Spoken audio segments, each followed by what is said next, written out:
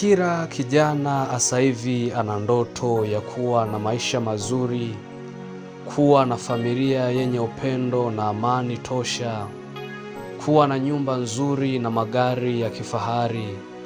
Jambo ambalo ni jema kabisa kwa kila kijana mwenye akili timamu.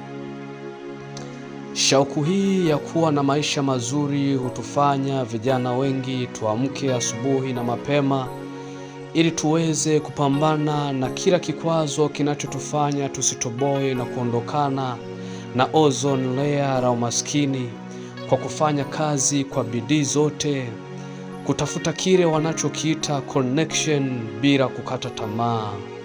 Jambo ambalo ni jema kabisa, kwa sababu asilimia kubwa ya maamuzi yetu vijana huwa yanataka shekeri iwepo mfukoni.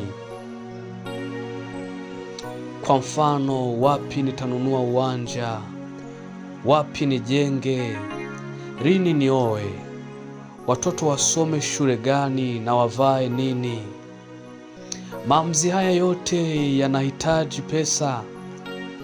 Lakini kitu ambacho nataka tukumbushane vijana ni kwamba pamoja na jitihada tulizonazo kuhakikisha tunamwangusha chini Goliati wa maskini, ni vyema tukaweka vipaumbele vyetu sahihi.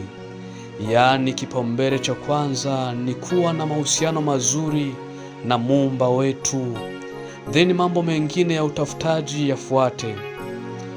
Kwani mafanikio bila Mungu ni kazi bure, kwa sababu itakufaa nini ukipata utajiri wa dunia hii ukapata hasara ya nafsi yako? Wito wangu kwako, mpokee Yesu moyoni mwako, kisha weka juhudi nyingi kutafuta mafanikio ili Yesu akae moyoni na pesa zikae mfukoni. Hayo ndiyo maisha ambayo Mungu anataka tuyaishi. Yeye akae moyoni, halafu pesa zikae mfukoni. Ubarikiwe sana kwa ufuatiliaji wako katika utumishi.